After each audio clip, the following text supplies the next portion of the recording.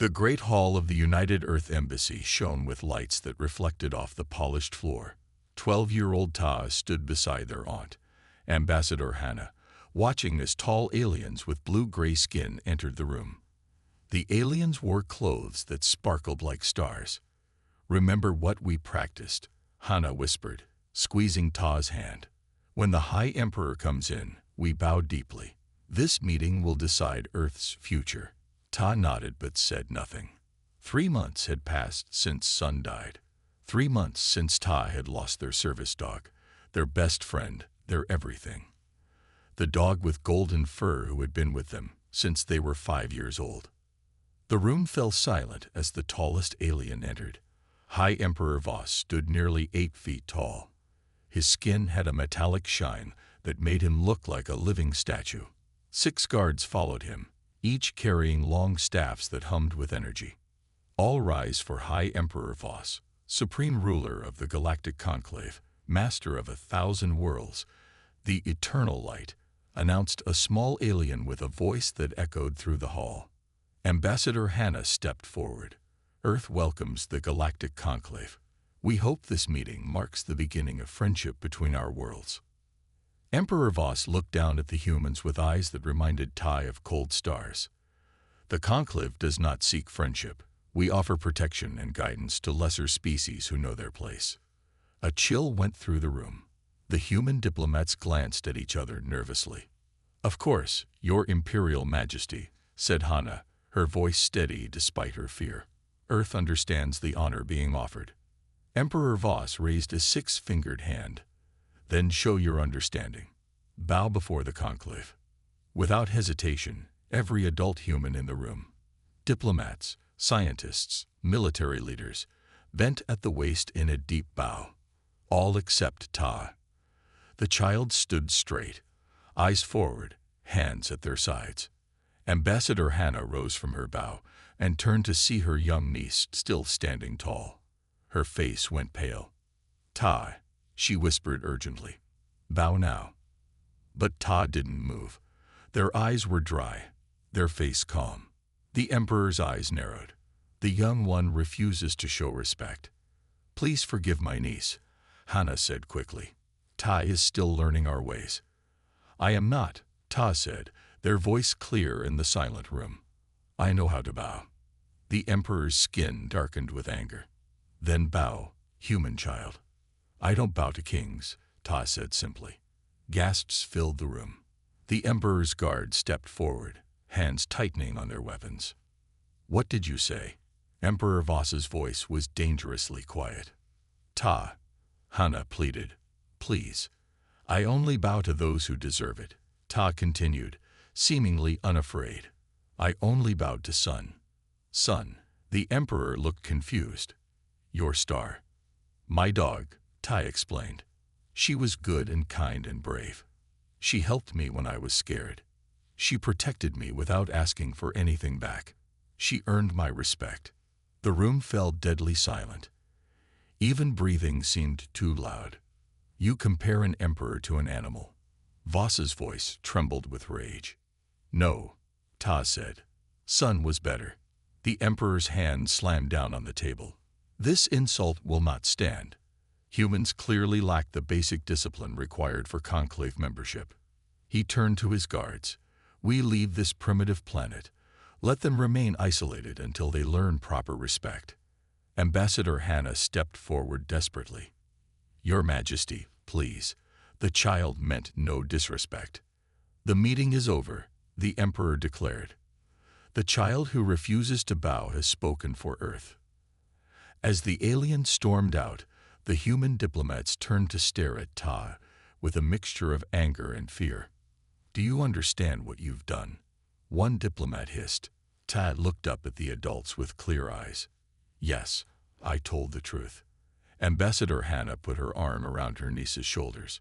She knew what was coming next would not be easy for either of them. Earth needed the Conclave's protection from other, more dangerous aliens. Now they would face the stars alone. Because of one child who would bow to no king, except a dog named Sun. 3 months had passed since the failed meeting with Emperor Voss. 3 months since Earth's leaders have decided someone must be punished for the disaster. This is our new home, Ambassador Hannah said as their small ship docked at Outpost 7. Ty pressed their face against the window. The space station looked like a metal spider floating in the darkness. Far below, a gray moon circled a giant blue planet. "It's so small," Ta whispered. "It's far from Earth," Hannah replied. Her voice wasn't angry, but Ty heard the sadness in it. That's what the council wanted, to send us away until people forget what happened. Ty straightened their shoulders. "I'm not sorry." Hannah sighed. "I know. That's why I'm here with you. Someone needs to keep you out of trouble." The station doors opened with a hiss. A tall man with kind eyes greeted them. "Welcome to the edge of nowhere," he said with a smile. "I'm Dr. Jin. I study alien animals here." Behind him stood a younger person with short black hair. "I'm Dr. Jin's assistant. I'll show you to your rooms." Their new home was 2 small rooms with metal walls. Ty unpacked the few things they had brought, including a worn collar that had belonged to Sun. They held it tight as tears filled their eyes. "I miss you," Ty whispered to the empty room. That night, Ty couldn't sleep. The station made strange noises, creaks and hums that echoed through the walls. They got up and wandered through the empty hallways. At the end of a long corridor, Ty found a room filled with screens and blinking lights, a communication center. No one was there at this late hour. Ty sat in the big chair and looked at the monitors. Most showed empty space or the surface of the moon below. But one screen caught their eye. It showed a pattern of light flashes coming from the moon's surface.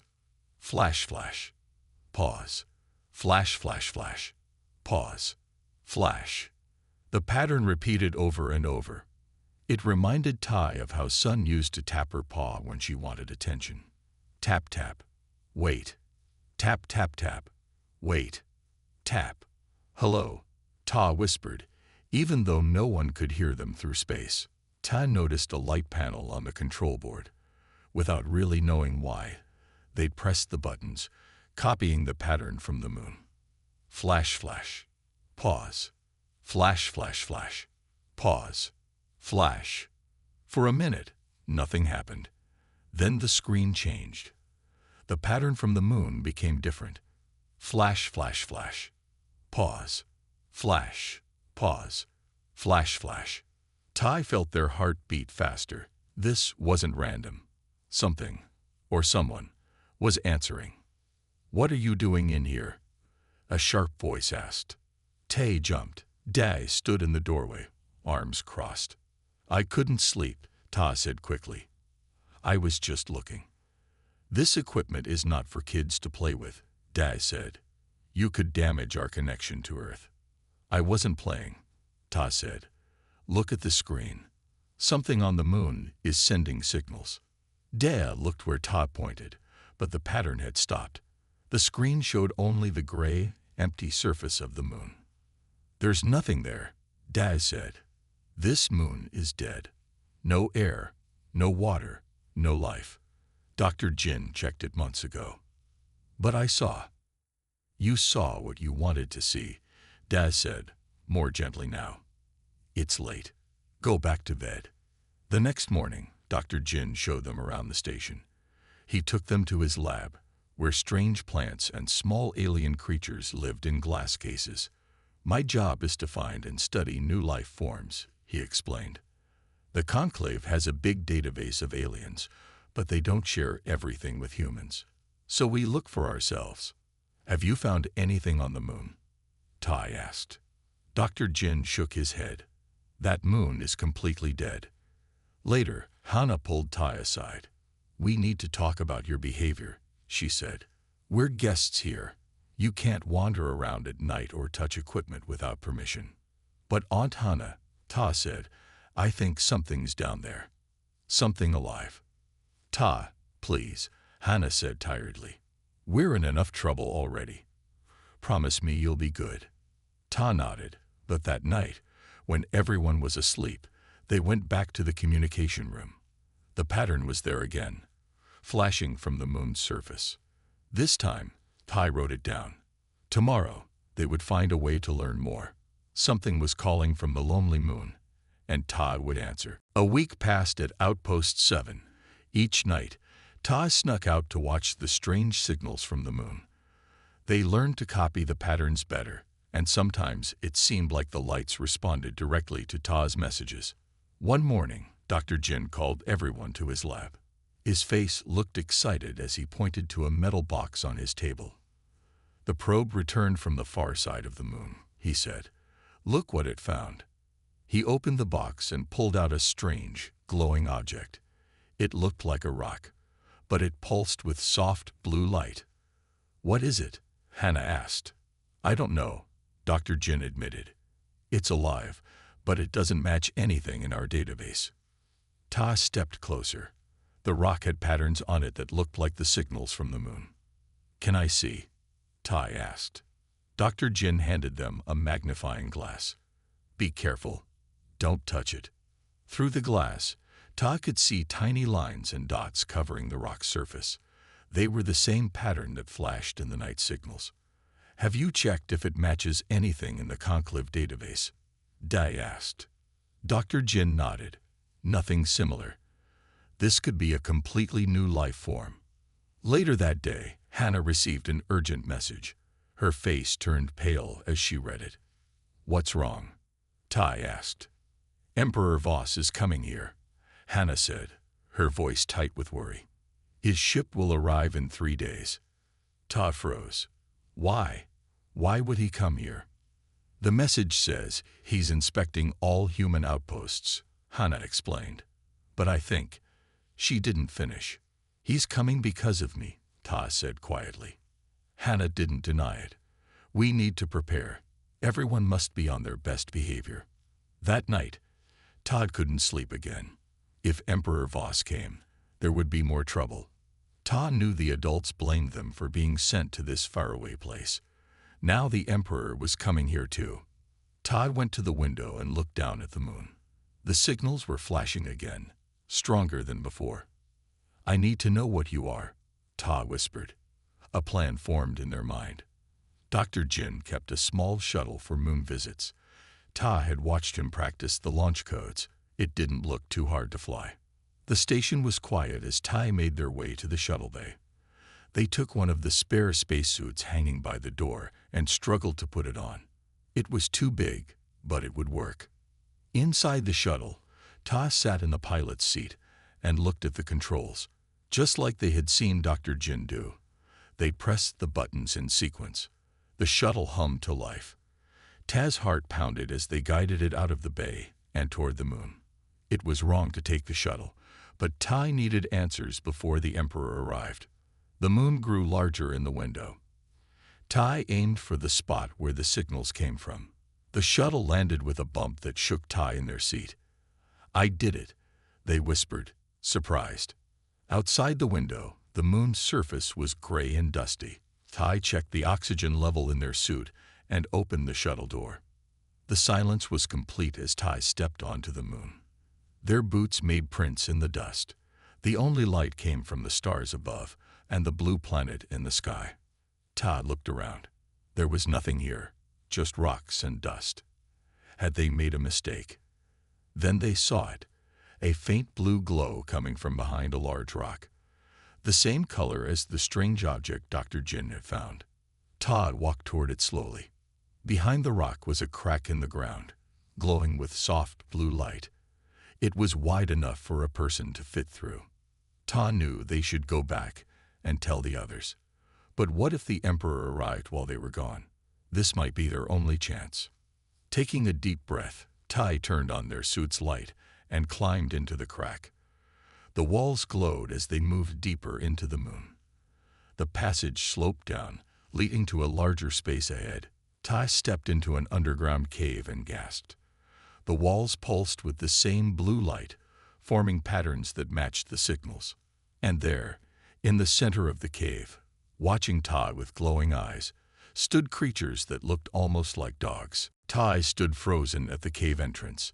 The dog-like creatures watched with glowing blue eyes.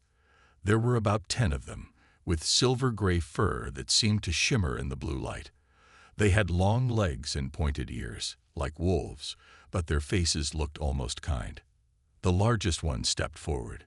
It was the size of a big earth dog, with a pattern of darker fur on its chest that looked like stars. Taz's heart pounded inside their spacesuit.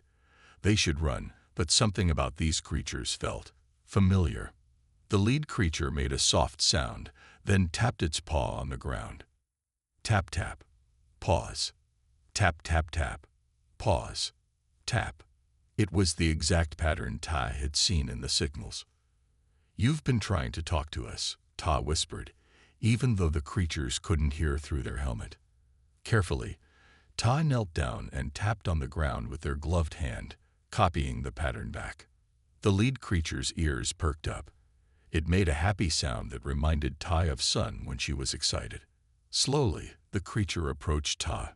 It looked at them without fear, then touched its nose to Ta's helmet.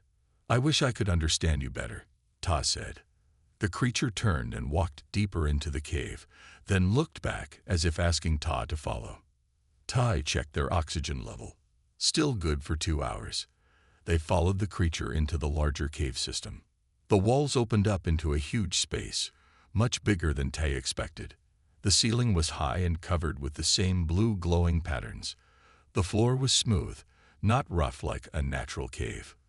This was built by someone, Ta realized. Around the edge of the great room, more of the dog-like creatures rested or played. Some were smaller, like puppies. They all stopped to watch as Ta entered. In the center of the room stood something that looked like a table with strange symbols on top. The lead creature jumped up beside it and pressed its paw to one of the symbols. A light shot up from the table, forming a picture in the air. It showed stars and planets. One planet glowed brighter than the others. "Is that your home?" Ta asked. The creature made a sad sound. The image changed to show tall ships like those of the Conclave. Then it showed the planet burning. Ta understood. Someone destroyed your world. The image changed again, showing the dog creatures running, hiding. Then it showed another species, tall beings with kind faces who helped the dogs escape. These new beings built homes for the dogs, taught them. The dogs served them, like partners. Then the image showed the Conclave ships again, attacking the tall beings. More fire, more running. The last image showed the dogs hiding in caves like this one, all alone. "The Conclave destroyed your friends too," Ta said quietly. "And you've been hiding ever since." The lead creature jumped down and walked to Ta. It sat in front of them, looking up with intelligent eyes. Ta thought about Sun, about the bond they had shared. These creatures were like dogs, but smarter. They had technology. They remembered their history. "I'll call you Star," Ta said to the lead creature, pointing to the star pattern on its chest. Just then, Ta's communication device beeped. A voice crackled through. "Ta, where are you?" It was Hana, sounding frantic. "The shuttle's gone. Please respond." Ta pressed the button on their suit. "I'm on the moon. I found something amazing, Aunt Hana. There are creatures living here. Get back immediately." Hana sounded terrified. "Emperor Voss's ship just appeared on our sensors. He'll be here in hours, not days. We need to find you before they dock." Ta looked at Star and the other creatures. If the Emperor found them. "I have to go," Ta told Star. "But I'll come back. I promise." As Ta turned to leave, Star made a different pattern with its paw. Then it picked something up in its mouth and gave it to Ta. A small blue stone, similar to the one Dr. Jin had found, but smaller. Ta tucked it into their pocket. "Thank you." The journey back to the shuttle felt much shorter. As Ta lifted off from the moon's surface, they looked down at the crack in the ground where a hidden world lived in secret. A world the Emperor must never find. Ta barely made it back to the outpost before Emperor Voss's ship appeared. It was huge, at least 20 times bigger than their little station. It looked like a metal mountain floating in space. "Where were you?" Hana grabbed Ta by the shoulders as soon as they stepped out of the shuttle. Her face was pale with worry. Do you know how dangerous that was? I had to go, Ta said. There are creatures living on the moon. They're hiding from the conclave. Ta, we don't have time for stories right now, Hannah said. Emperor Voss will be here any minute. Everyone must be at the main dock to greet him. But it's not a story. Look. Ta pulled the blue stone from their pocket. Hannah glanced at it quickly. Put that away. You can show Dr. Jin later. Right now, we need to get ready. The station buzzed with nervous activity. People cleaned, changed into their best clothes, and practiced bowing. Ta changed too, but kept the blue stone hidden in their pocket.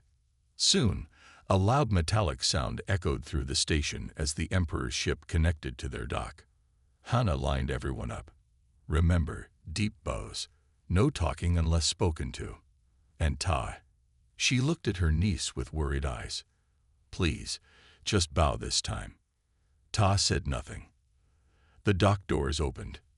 Emperor Voss entered first, his tall body barely fitting through the doorway.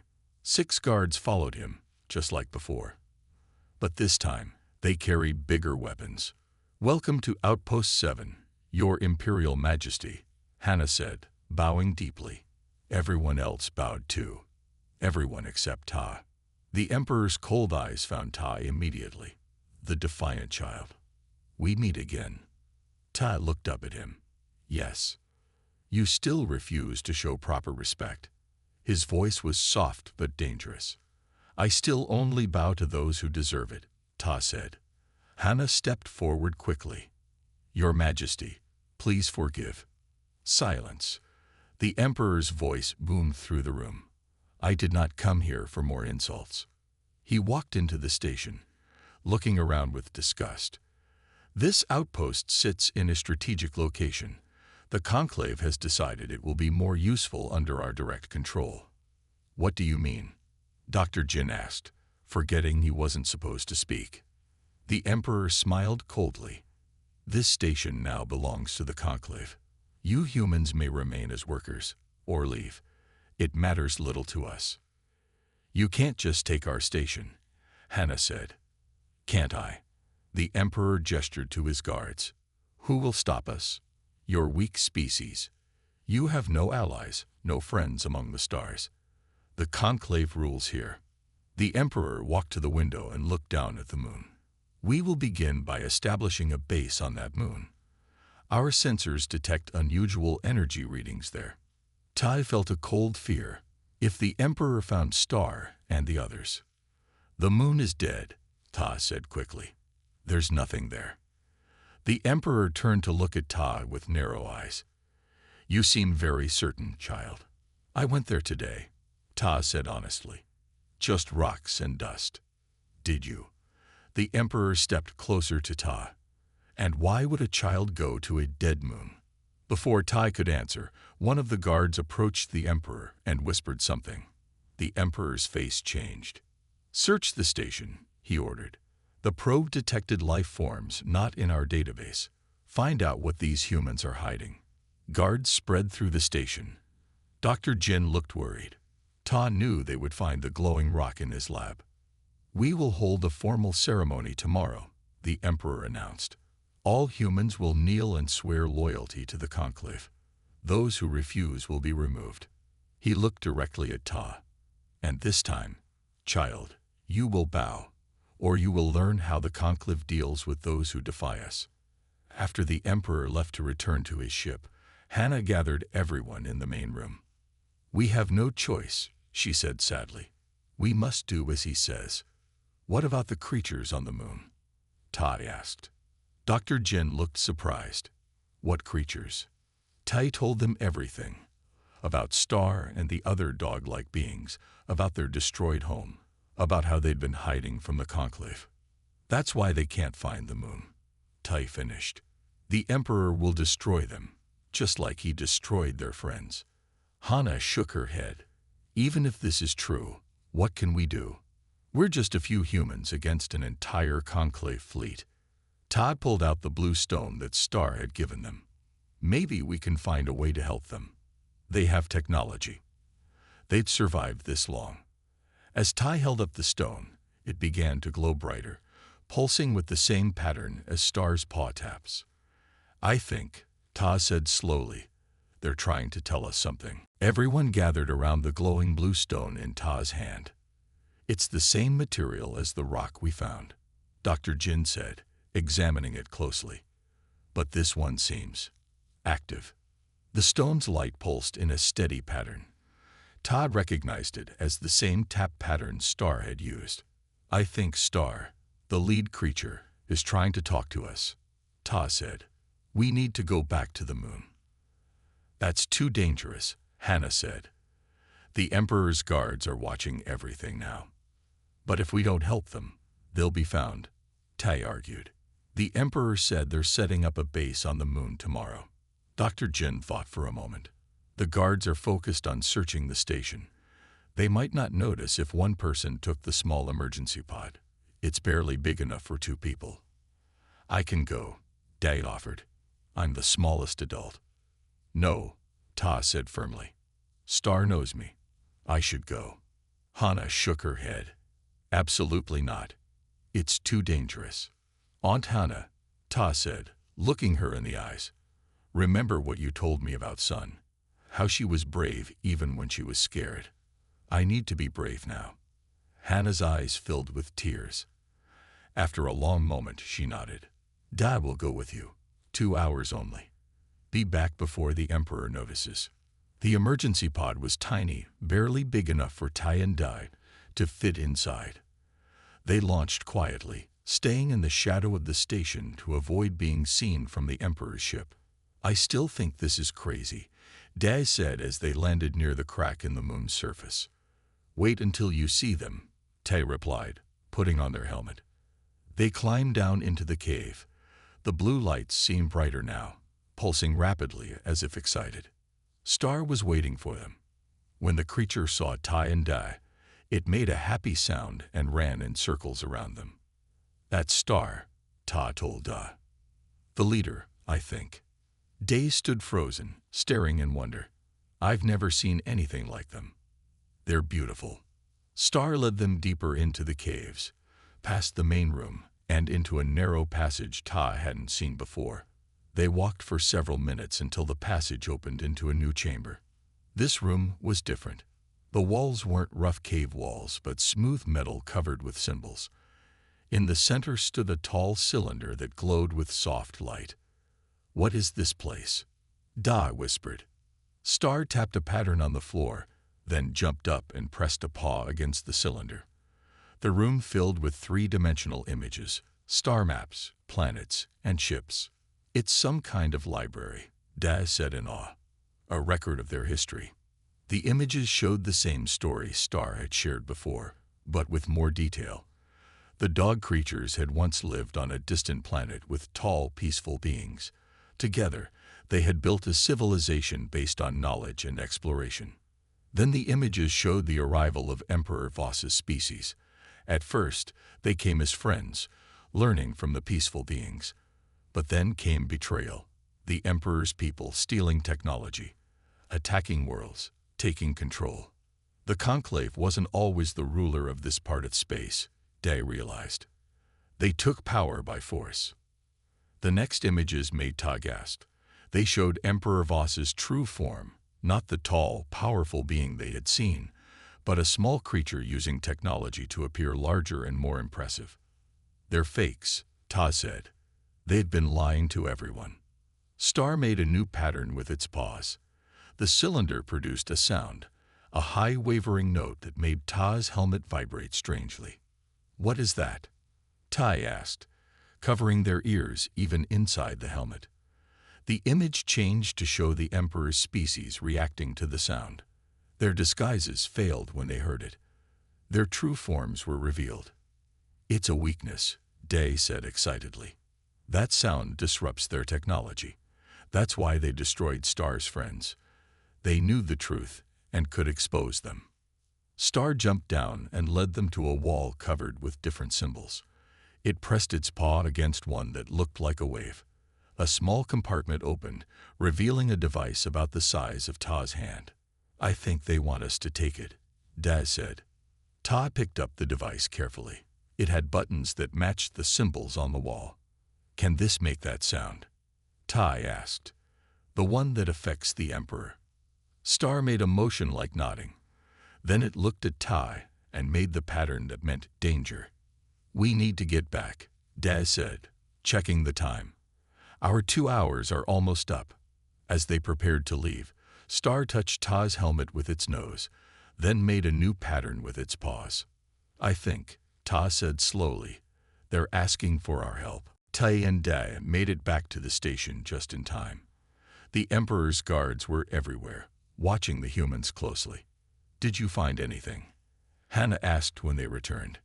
In the safety of their small room, Ta and Da showed Hannah, Dr. Jin, and the others what they had learned. The device from Star sat on the table between them. "So the mighty Emperor is actually small and weak?" Dr. Jin asked, examining the device without touching it. "Yes," Da said. "They use special technology to look bigger and stronger."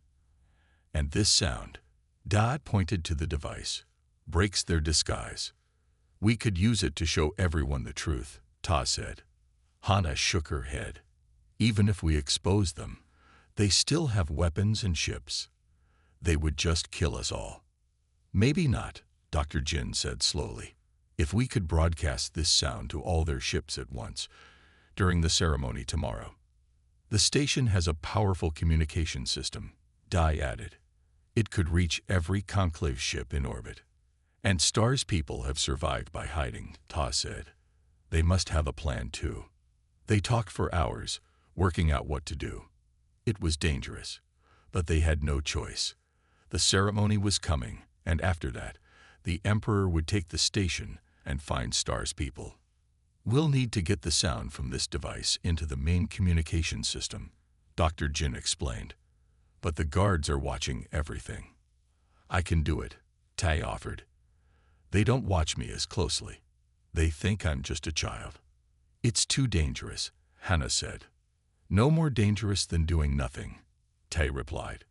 "Remember what you told me about Sun, how she was small but brave, how she would protect me no matter what." Hannah looked at her niece with sad, proud eyes. "She was the best of us." "Star's people are like Sun," Ta said. "They're good and kind and brave. They deserve our help." Finally, Hannah nodded. "What do we need to do?" They worked out the details. During the ceremony, Ta would connect Star's device to the communication panel behind the main hall. When the Emperor demanded everyone bow, Dai would give a signal.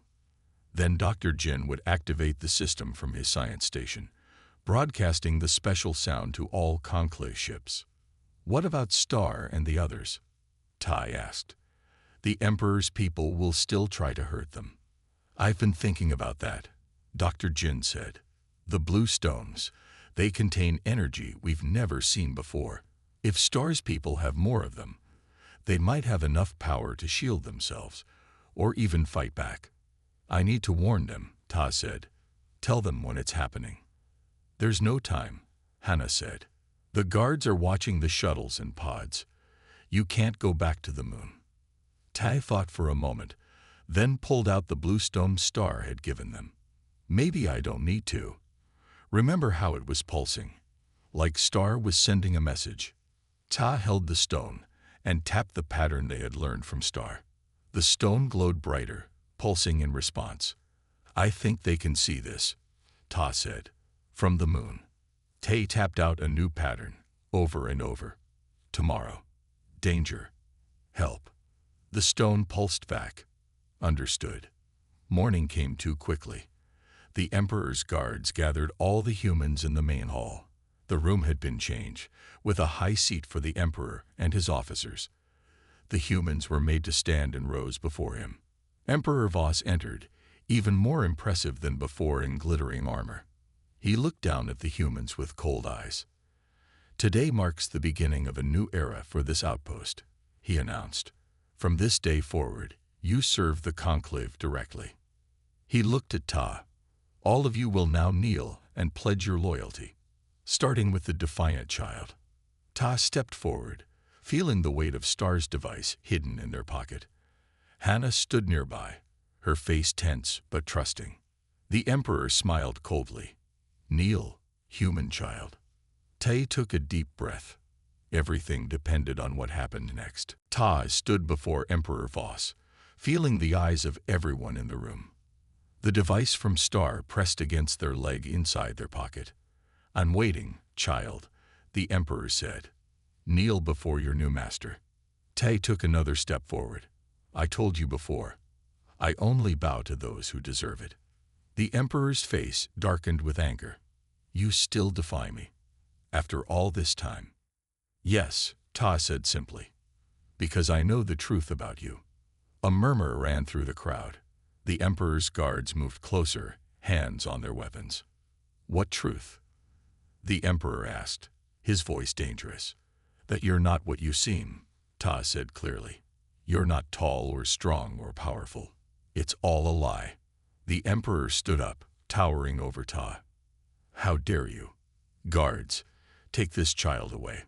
Two guards stepped forward to grab Ta, but before they could reach them, Ta spoke again. "I know about the people you destroyed, the ones who knew your secret. I know why you're afraid of the moon." The Emperor froze. "What did you say?" "The moon isn't empty," Ta continued. "There are survivors there, survivors who know what you really are." Now the Emperor looked truly alarmed. He stepped down from his high seat, looming over Ta. "Impossible. We destroyed them all." "You missed some," Ta said, "and now everyone will see the truth." Ta glanced at Day, who nodded slightly. It was time. "I bow only to those who deserve respect," Ta announced loudly.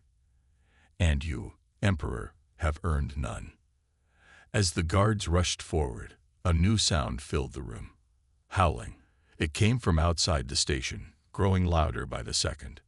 Everyone turned to look at the windows. Outside, floating in space, were Star and dozens of other dog-like creatures. They weren't wearing spacesuits or ships.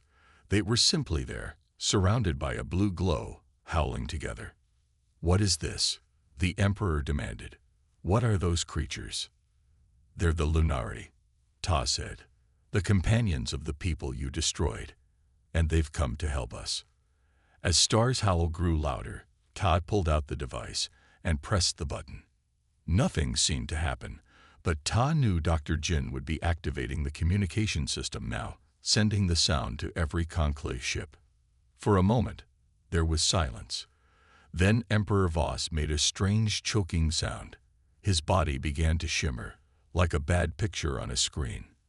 The tall, powerful figure flickered. "No," he cried, but his voice was different now, higher, squeakier.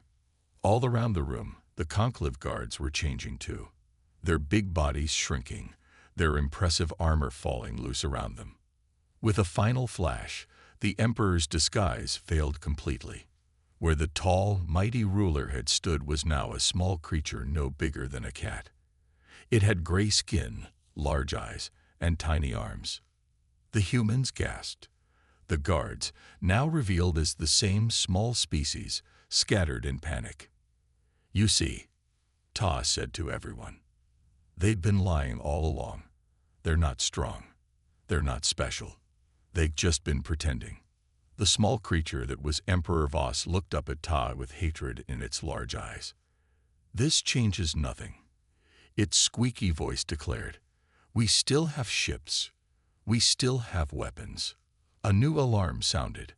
Dr. Jin rushed into the room. "The Conclave ships are losing power," he announced. "Something's affecting their systems." Outside the window, the Lunari continued to howl, their blue glows spreading to surround the Conclave ships. The vessel's lights flickered and went dark. Star floated closer to the window, looking directly at Ta. The blue glow around the dog-like creature pulsed in a familiar pattern. "They're using the blue stones," Tay realized. "They're shutting down the ships." The tiny Emperor Voss scrambled toward the door, but Day blocked his path. "I think it's time for a new arrangement," Ambassador Hannah said, stepping forward, "one where the Conclave doesn't give orders anymore." The Emperor looked around wildly, seeing his guards fleeing. his ships powerless, and the humans standing tall. "This isn't over," he squeaked. "You're right," Ta said. "It's just beginning." 6 months passed since the day Emperor Voss's true form was revealed. 6 months of big changes across the stars. Ta stood by a large window on Earth's new space station, watching ships arrive from different worlds. Today was special. Today, leaders from 27 planets would sign the new galactic charter of equal species. "Are you nervous?" Hannah asked, adjusting Ta's formal jacket. "A little," Ta admitted. "I've never spoken to so many important people before." Hannah smiled. "You face down an emperor. This should be easy." After the emperor's deception was exposed, many worlds had broken away from the conclave. Some stayed loyal to the old leaders, but most wanted a new way, one where all species worked together as equals, not masters and servants. Earth had become an important meeting place. Humans were seen as heroes who had revealed the truth. And Ta, the child who refused to bow, had become a symbol of courage. "The Lunari ships are arriving," Dr. Jin called from his monitoring station. Ta rushed to the main window. Outside, vessels of all shapes and sizes approached the station, but the one Ta watched most carefully was small and sleek, glowing blue at its edges. "Star is coming," Ta said happily. The Lunari had surprised everyone. With their secret technology, the blue stones that held the energy of their lost home world, they had helped create the new alliance. They shared their knowledge freely, but only with worlds that promised peace.